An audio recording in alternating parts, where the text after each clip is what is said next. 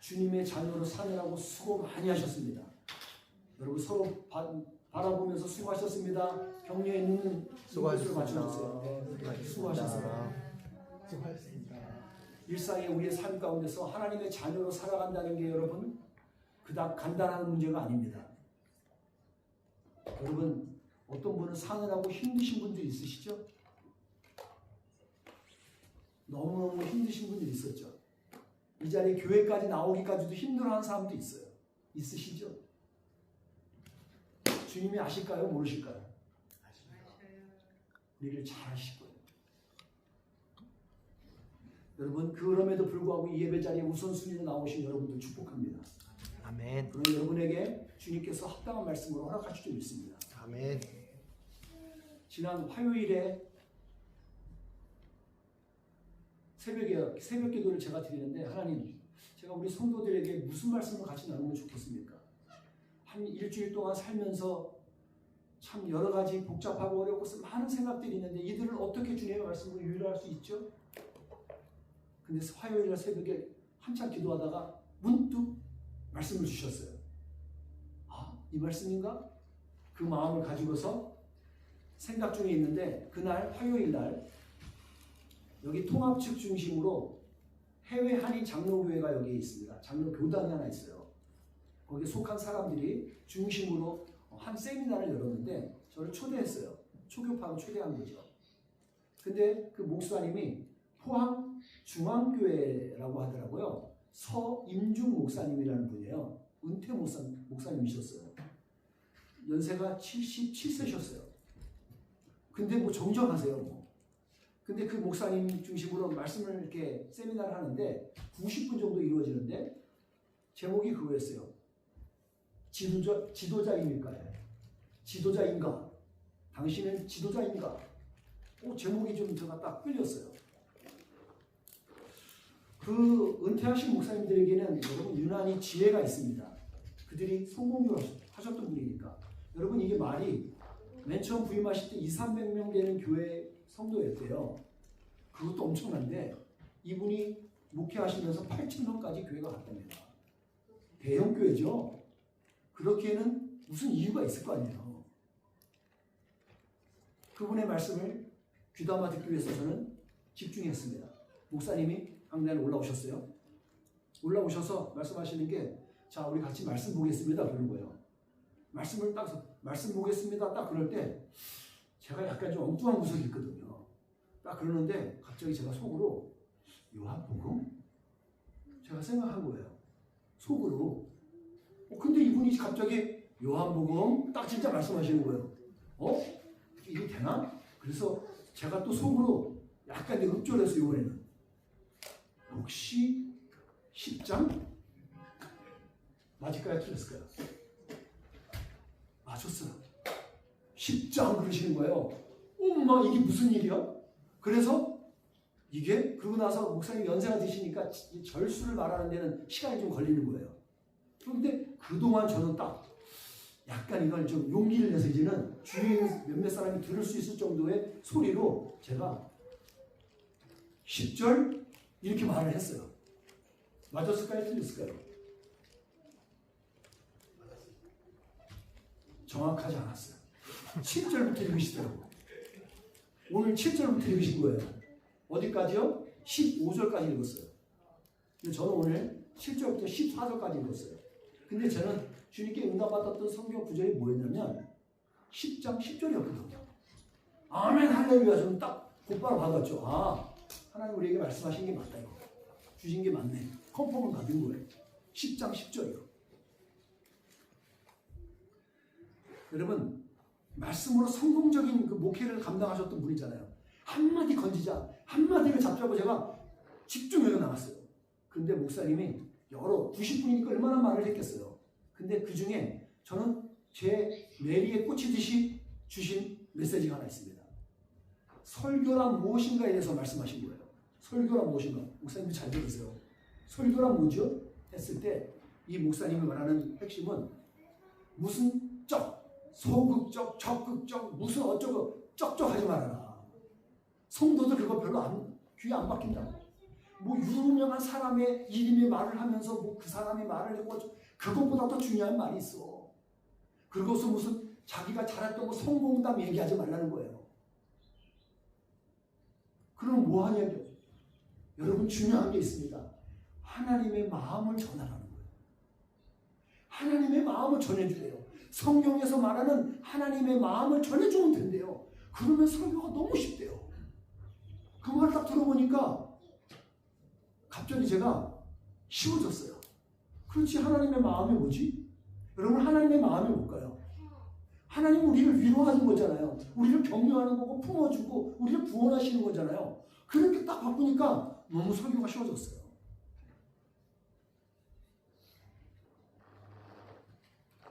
그렇다면 여러분, 자연스러운 질문이 따라와야죠. 그러면 우리를 향한 하나님의 마음이 뭐죠? 근데 요한복음 10장 10절에 너무 선명하게 너무 명확하게 얘기가 나온 거예요. 뭐라고요? 너에게 주어진 생명이 있지, 그 생명을 풍성하게 하기 위해서 하라는 거예요. 이거보다 더 쉬운 게 어디 있어요? 우리에게 주신 생명이 있는데 이 생명을 더욱 풍성하게 하기 위해서 예수님이 말씀하시는 거고 우리를 향해서 말씀하시는 거라잖아요. 그러면 들을만하죠. 오래전입니다. 제가 이 나라 이민을 2001년도에 이민을 왔어요. 그러고 나서 영어를 열심히 공부하고 준비해서 2004년에 오클랜드로 올라와서 오클랜드에 캐리 베프티스트 컬리지라는 신학교에 제가 입학을 했습니다. 여러분, 그 전에 신학을 마쳤습니다, 저는. 그런데 영어로 다시 공부하는 거예요. 근데 3년 과정인데 저는 특별하게 머리가 뛰어난 관계로 2년 만에 끝냈어요. 왜냐하면 한국에서 신학 공부했던 게 있기 때문에 크로스 크레딧을 받아서 2년 만에 끝낼 수 있었어요.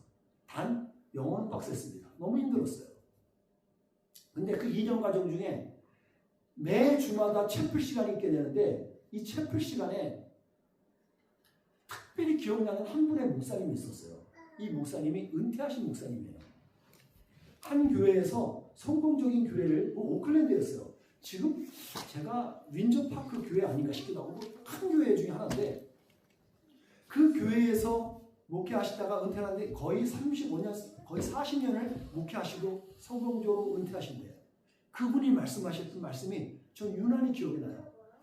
저기 명성훈 목사님이 말씀하신 것처럼 3S가 잘 됐던 분이에요.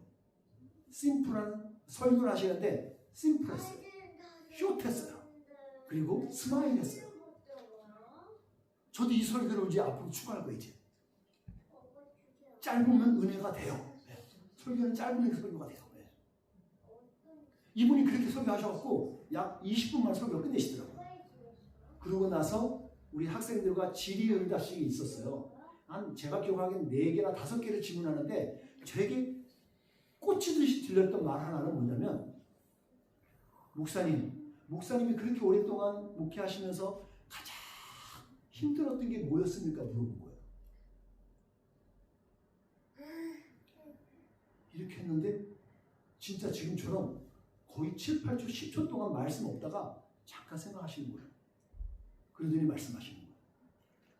여러분, 사람 관계가 참 힘들었습니다. 그래? 그리고 그럼 그건 줄 알았는데 재정 문제도 참 힘들었습니다. 그래? 또 말씀하시는 거예요. 설교 준비하고 하는 것도 힘들었습니다. 그리고 또 하나는 교회를 성장시키는 것도 힘들었습니다. 그런데 그리고 말씀하시는 거예요. 그런데 가장 힘들었던 건 내 마음을 지키는 거예요. 자기 자신의 마음을 지키는 게 너무너무 힘들었답니다. 그 모든 일을 감당하면서도 그 중에 마음을 지키는 게 너무 어려웠대요. 그러면서 말씀하신 게 잠언 4장 23절 말씀이에요. 무릇 지킬 만한 것보다 네 마음을 지키라. 생명의 근원이 이에서 남이니라. 여러분, 생명의 근원이 여기서 나온다는 거예요. 이 마음에서. 여러분, 우리에게 주어진 생명이 있죠? 그 생명이 지켜지기 위해서 마음이 지켜져야 돼요. 그 마음을 지키는 게 너무너무 힘들었대요. 여러분, 저도 목회 좀 이리저리 해서 이 현재 목회만 해도 18년째죠. 그리고 부목사도 있었고 부교육자도 있었던 모든 시간은 30년입니다. 30년. 근데 맞아요. 진짜 마음 지키는 게 어렵더라고요. 여러분 왜 마음 지키는 게 어려운지 아세요? 마음이 무너지면 다 무너져요. 마음이 무너지면 다 무너져요. 내가 할 수 있는 일에도 불구하고 내가 할 수 있는 능력이 가지고 있어도 마음이 무너지면 무너져요. 내게 이미 풍성한 삶이 주어졌음에도 불구하고 마음이 무너지면 다 무너져요. 그냥 포기해버려요. 그 마음을 지키라는 거죠. 오늘 저희 여러분들 말씀 안에서 주님께서 주시는 마음이 지켜지는 은혜가 있길 축복합니다. 하나님은 우리에게 생, 번, 충 다 하기를 원하세요. 왜요 이게? 생육하고 번성하고 땅에 충만하고 이 땅을 다스리기를 하나님께서 우리에게 축복하셨어요. 이건 우리에게 주어진 축복이에요. 남의 게 아니에요. 내 거예요. 주님이 주신 거예요. 우린 그런 특권을 갖고 있어요. 그러니까 우리는 우리의 삶 가운데 풍성한 삶을 누리는 건 당연한 겁니다. 당연한 거라고요. 그런데 이게 안 되잖아요. 왜 안 될까? 제가 이번 한 주간 동안 그걸 좀 특별히 기도해 봤어요. 하나님, 왜 이게 잘 안 되죠? 너무 궁금해요. 기도했는데 하나님께서 기도하는 중에 막 묵상하는 중에 번쩍이듯이 저에게 하나 이미지를 하나 보여줬어요. 뭘까요? 여러분 번쩍이듯이 주는 게 가지치기. 오늘 제목에 가지치기 나오죠. 가지치기를 딱 떠올리게 하는 거예요. 아, 생번충한 풍성한 삶을 살기 위해서 가지치기가 필요한 겁니다. 그 아이디어에서 나온 거예요. 그 가지를 쳐야 돼요. 그래야 원가지가 올라가거든요. 여러분 원가지에서 꽃이 피고 그 원가지에서 결실이 맺어지는 거잖아요. 곁가지에서 나오는 것도 가지고서 열매 맺지 못해요. 그래서 가지치기 해주는 거잖아요. 이것을 위해서 우리가 필요한 가지치기를 오늘 말씀으로 짧게 나누려고 해요. 왜? 여러분 풍성한 삶이 뭐예요?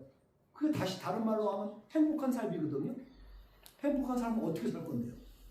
자, 이번 반어법을 사용해서 여러분에 나누겠습니다. 첫 번째는 잘못된 문을 닫으셔야 돼요. 이거를 제대로 된 성경된 말로 하게 되면 뭐라 그래요? 넘겨보세요. 양의 문을 사용해야 된다는 거예요. 그러려면 잘못된 문을 닫아야 돼요.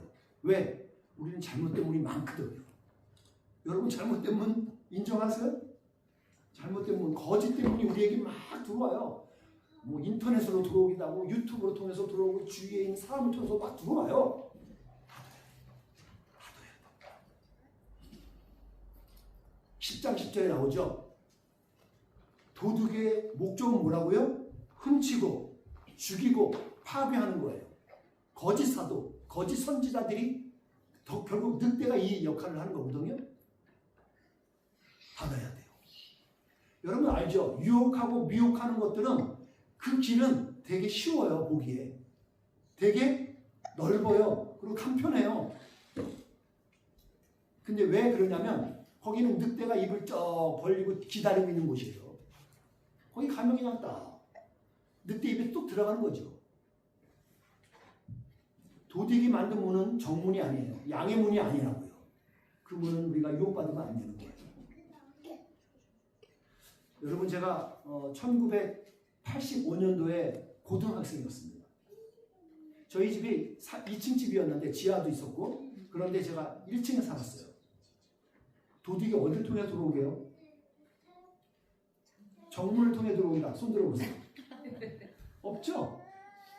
도둑은 정문을 통해서 못 들어와요. 열쇠가 없잖아요.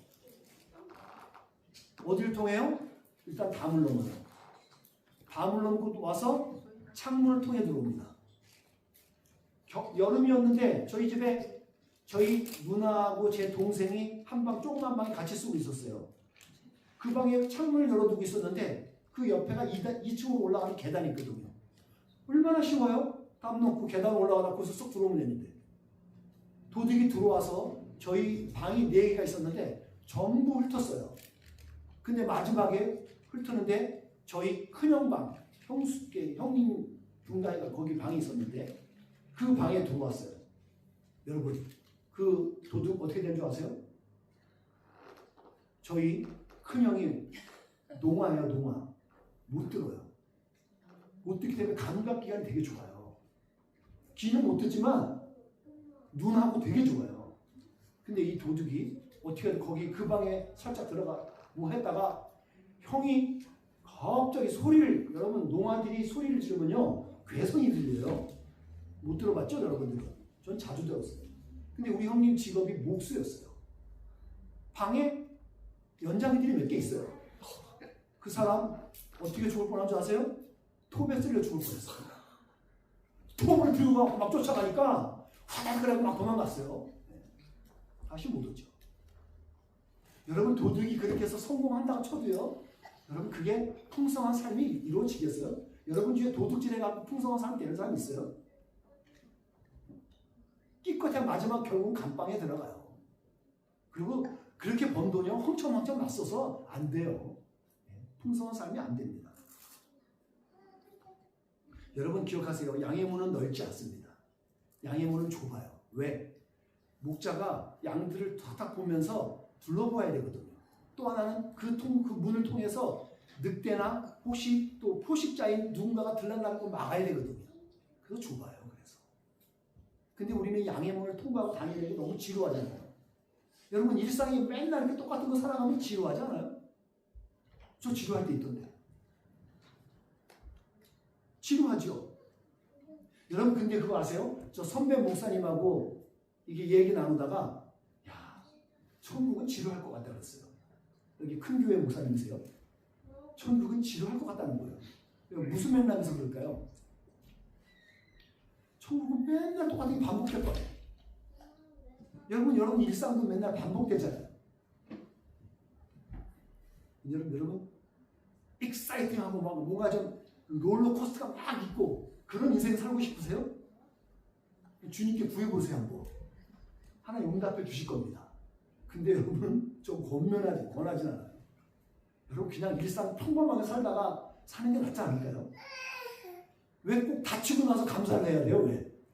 다리 하나 팍 부러져야지 감사하고 뭐 하나 사고 망하고 나서 주님 내가 잘못했습니다. 왜 그러세요? 그냥 약간 좀 보링해도 그냥 평범한 삶을 사는 게 감사한 거 아니에요? 저 그런 삶 살고 싶어요. 네. 저 그러고 나서 눈을 바꾸니까 이 뉴질랜드가 참 천국이더만요. 얼마나 좋아요. 삼시세끼 다 먹잖아요. 여러분들 못 먹으세요? 저 밥 먹으러 우리 집에 오세요. 제가 사드리고 할 테니까. 네. 밥 먹고 살거든요. 아무 일이 없는 그 일상의 천국을 누리는 여러분의 삶이 되어지길 축복합니다. 두 번째는 사꾼의 습성을 잘라내야 돼요. 사꾼의 습성이 있어요. 그걸 잘라내야 돼요. 그래서 결국은 사꾼 목자가 되는 게 아니라 선한 목자를 따라가야 돼요. 우리는 선한 목자를 제대로 분별하고 그를 따를 수 있어야 돼요. 여러분 사꾼 목자가 뭐예요? 사꾼 목자는 싹시 목표예요. 목표. 월급 받고 돈을 받아야 일하는 거예요. 그 사람의 목적은 그거예요. 그리고 이 사람은 경영주가 아니고 주인이 아니기 때문에 위험한 게 벌어지면 그거 다 냅두고 도망가요. 맞죠? 사장은 안 도망가잖아요. 직원들이 야차하면 막 자기 살 길을 도망가잖아요. 목자는 그래요. 싹시 목적이 아니에요. 저는 그런 면에서 우리 교회를 한번 생각해 봤어요. 야, 우리 교회는 어떤 상태지? 우리 교회 싹군 목회자는 없는 것 같아요. 왜? 여러분 우리 교회는 싹을 제대로 월급 받고 일하는 사람이 없어요. 제대로 아시나요? 우리 월급 받고 일하는 사람 누가 있어 지금? 오히려 돈 내고 일하잖아요. 여러분들. 교회를 세워나가고 있잖아요. 우리는 이거 생각하면서 우리는 요거 하나는 우리는 벗어난 것 같다. 긍정적으로 생각해냈어요. 여러분 우리가 싹구는 목적이 그걸 되기 때문에 문제가 되는 거예요. 서인주 목사님이 그 말씀 중에 이 말을 또 하신 게 있어요. 좋은 교회란 무엇인가에 대해서 교회란 무엇인가에 대해서 얘기할 때 좋은 교회는 무엇이죠? 얘기했었어요. 그때 목사님이 이 질문 세 가지 던지더군요. 질문 세 개. 너무너무 쉬웠어요. 우리 교회 한번 적용해 보자고요. 여러분의 교회도 적용해 보세요. 여러분의 교회는 순수한가? 우리 교회는 순수할까요? 두 번째, 여러분의 교회는 신선한가? 오잉? 신선한가? 세 번째, 여러분의 교회는 건강한가? 그러면서 얘기를 하나씩 풀어나가는 거였어요. 그러면서 이 질문에 대해서 여러분 속으로 한번 대답해 보십시오. 그리고 질문을 던지고 말하신 거예요. 근데 저는 그러고 나서 그게 뇌리에 남는 거예요. 그러고 나서 우리 교회를 생각해 봤어요. 그리고 진단해 보고 제가 대답을 했어요. 첫 번째, 우리는 순수한가? 생각해 봤더니 긍정적이었어요.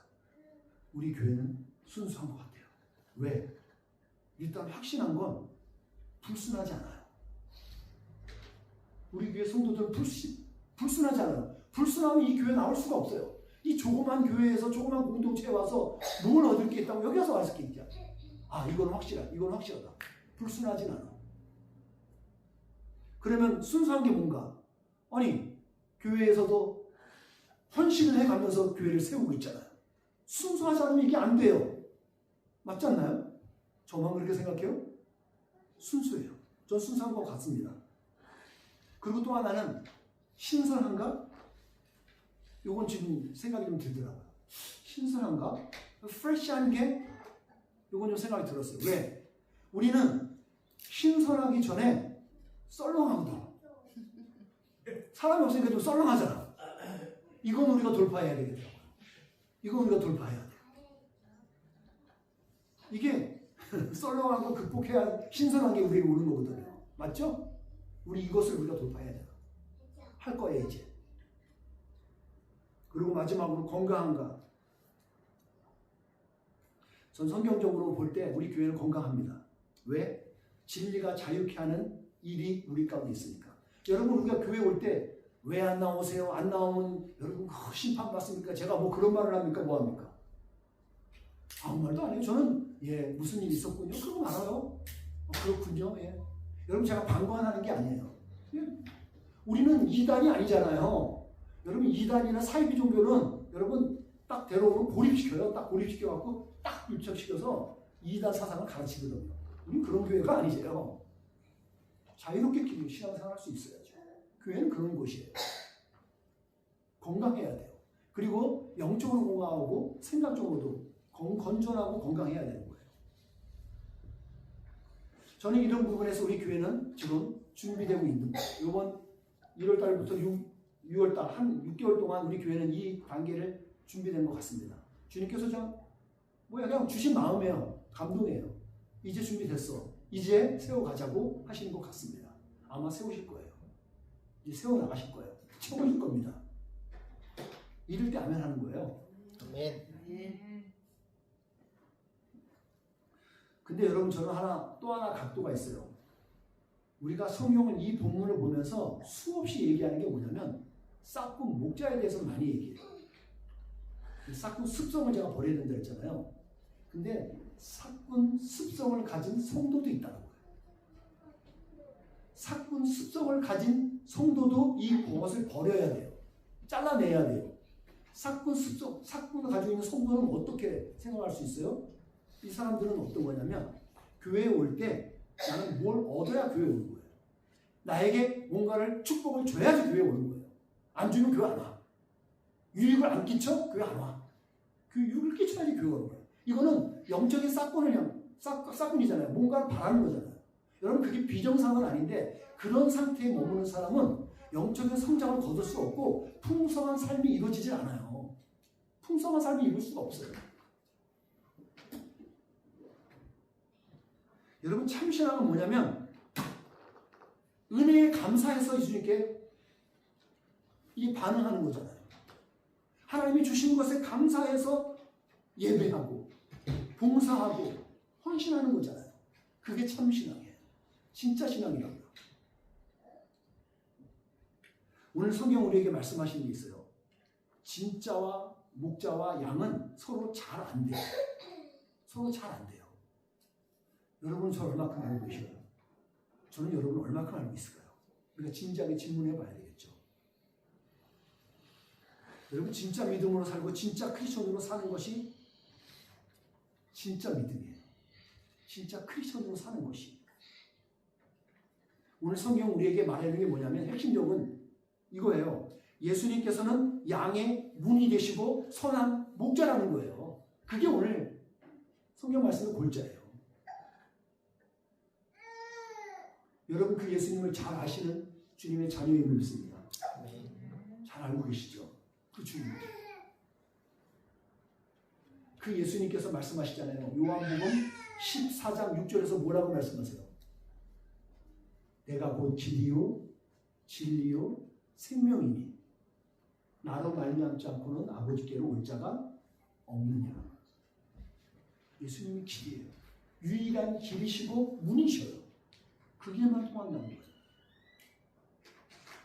그러니까 이 생명의 문이시고 길 되시는 예수님으로 인해서 우리가 우리의 일상의 삶 속에서 삼감의 일하심이 있어야 돼요. 삼감 뭔지 아시죠?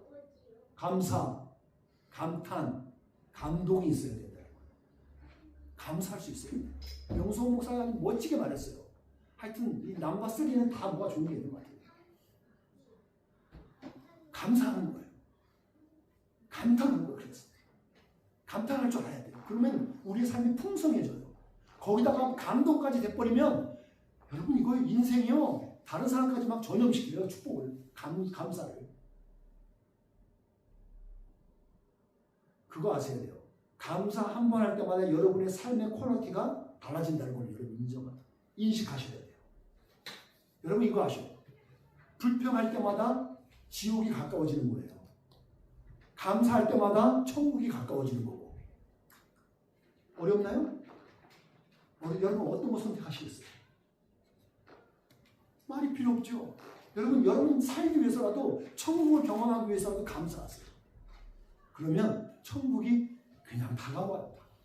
얼마나 좋아요, 이 땅 가운데 살면서. 말씀을 마무리하겠습니다. 풍성한 삶은요, 더 많이 소유하는 데 있지 않아요. 생텍쥐페리가 말하는 원리가 있습니다. 완벽하다는 것은 더 이상 채워넣을 것이 없는 게 아니라 더 이상 뺄 것이 없는 상태라고 얘기했어요. 마찬가지예요. 우리에게도. 우리는 풍성한 삶은요, 무엇인가 생명의 문 되시는 예수님을 통해서 들어가서 선한 목자로 예수님을 끝까지 따르는 거예요. 그렇게 살아가는 거예요. 더 이상 우리에게 뭔가 채우려고 하지 마시고 더 이상 뺄 것이 없는 것. 가지치기 할 것이 더 이상 없어지는 상태. 그때 그게 우리에게 최고의 완벽한 상태예요. 그게 풍성한 삶이라고요. 저는 간절히 원하고 바라고 기도하는 것이 있습니다. 이거예요. 우리 교회가 퓨처 처치로 설 때에 순수하고 신선하고 건강한 교회로 서기를 간절히 소원합니다. 주님의 말씀을 의지하며 선포합니다. 우리 선한 이웃 교우 공동체가 풍성한 삶을 먼저 살아내는 은혜가 있기 바랍니다. 그래서 주위에 주님을 알지 못하는 사람들, 그리고 혹시 믿음이 연약한 자들에게 우리 교회를 와보고 싶은 교회가 되어지기를 축복합니다. 그렇게 되어질 거예요. 그리고 누구든지 들어와서 공동체에 속하면 치유의 역사가 일어나고 영성이 회복되어지고 개발되어지는 그런 공동체가 되어질 것입니다. 생명의 주님으로 인해서 풍성한 삶을 살아내는 특별한 한 주간이 여러분과 저의 삶, 우리들의 삶이 되어지기를 주님의 이름으로 축복합니다. 기도하겠습니다.